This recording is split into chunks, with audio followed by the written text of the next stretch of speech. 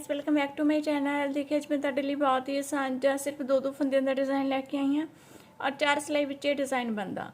Design नूं बनाउण लई सानूं 4 दे मल्टीपल दे हिसाब नाल फंदे चाहीदे ने। मीन जी 4-4 फंदियां दा जोड़।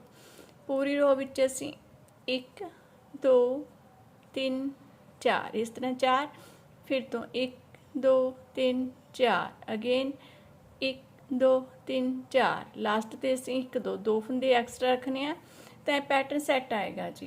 4 के मल्टीपल के हिसाब नाल फंदे लैके 2 फंदे असीं वाधू लवांगे तो डिज़ाइन सैट होएगा। बॉर्डर तो बाद राइट साइड तो असीं अपना डिज़ाइन स्टार्ट करांगे। पहला ए स्टिच फंदा तुसीं इसनूं बुनना चाहुंदे हो बुन लो, उतारना चाहुंदे हो उतार लो। मैं इसनूं उल्टे ही बनाया। देखिए पहली सिलाई विच मैं उल्टा बुनांगी, 2 फंदे उल्टे, बूल पिछे, 2 फंदे सीधे। यही 4 फंदे असीं पूरी रो च रिपीट करते जाना जी। फिर तो 2 फंदे असीं उल्टे बुनांगे, बूल पिछे लैके गए, 2 फंदे सीधे, अगेन 2 फंदे उल्टे, 2 फंदे सीधे, बूल अपनी में लैके आए, लास्ट के 2 फंदे रह गए, दोनों ही असीं इस तरह उल्टे बुन लवांगे। पहली सिलाई असीं इस तरह कंप्लीट कर ली है जी, 2 सीधे 2 उल्टे। बैक साइड आ गई जी डिज़ाइन की सैकेंड रो। जो फंदा सानू जिस तरह दिखाई दिंदा असीं उस तरह बुनांगे। 2 फंदे असीं सीधे बुने, बूल अपने वाल लैके आए, 2 फंदे असीं उल्टे बुनांगे। देखिए पूरी रो विच यही 4 फंदे रिपीट करते जाना जी। फिर तो 2 फंदे असीं सीधे बुनांगे, 2 फंदे उल्टे।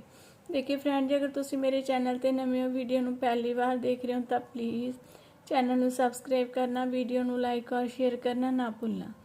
नाल ही वैल आइकन का बटन भी प्रेस करना जी, ताकि मेरी हर वीडियो का नोटिफिकेशन तुहाडे तक सब तो पहला पहुँचे। कि 2 सिलाइयां असीं इस तरह कंप्लीट कर लईआं।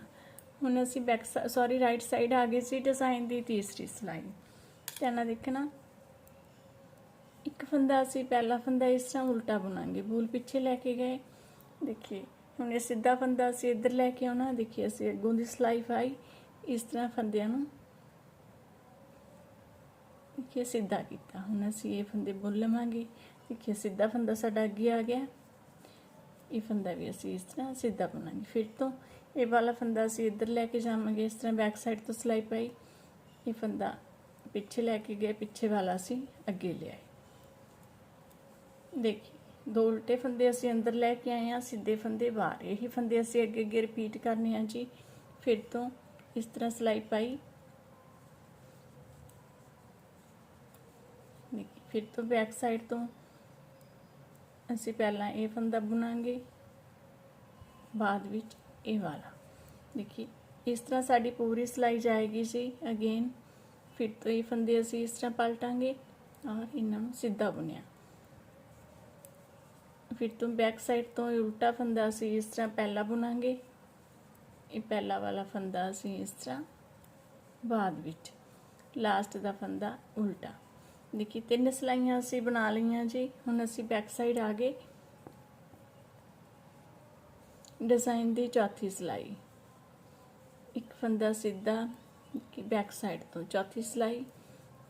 साढ़े जिन्ने भी फंदे ने असीं इस तरह ही उल्टा उल्टा बुनते हुए कंप्लीट करते जाना जी। पूरी दी पूरी सिलाई असीं इस तरह उल्टा उल्टा बुनांगे, उल्टे फंदियां नाल। देखिए इहदे नाल साड़ियां 4 सिलाइयां कंप्लीट हो गई।